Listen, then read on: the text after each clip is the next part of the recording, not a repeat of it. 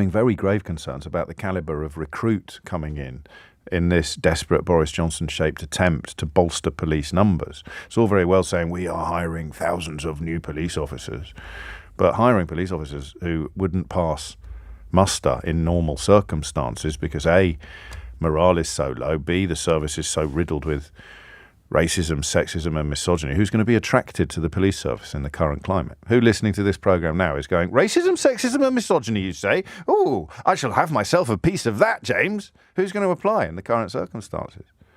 So I think we've probably got an escalating problem, despite Mark Rowley's pledge to start rooting people out of the force in their hundreds. Who's going to be attracted to joining at the moment? How many people listening to this are going to go, oh, that is a job for me. I'm going to go into that rancid service. I'm going to go into that rancid environment and start cleaning up. I think, to be fair, that is the challenge that Mark Rowley has set himself. Only time will tell whether he's up to it. Only time will tell whether he really realised the scale of the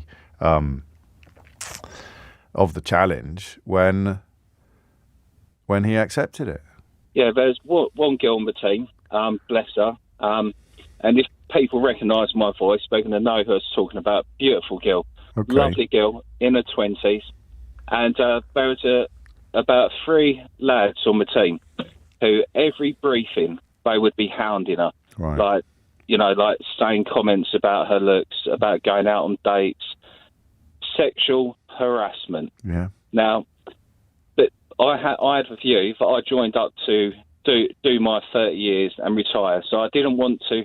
I'd never be involved in that. I wanted to be a good, honest copper, like a lot of people on the team, and I never used to get involved in it.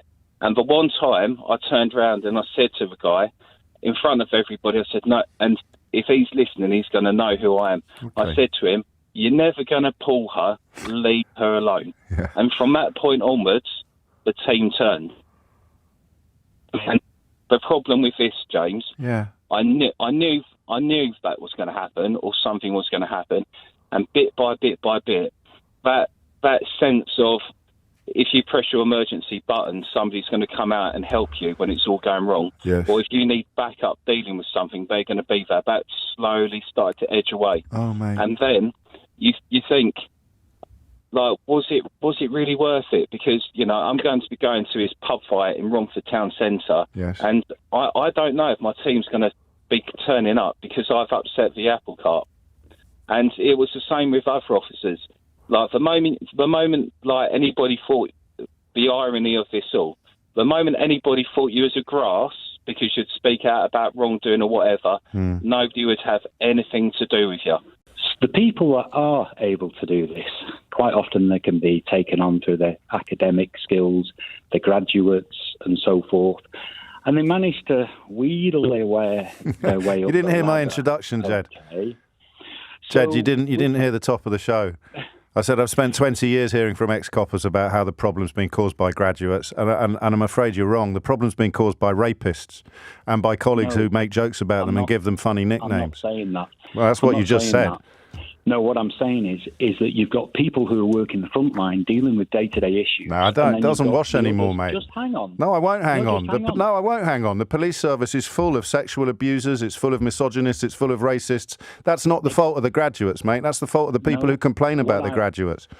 What I'm saying is the ability of those people to control the situations in the canteen. Absolute cobblers. And I would say absolute cobblers. Why can't you call your colleagues out?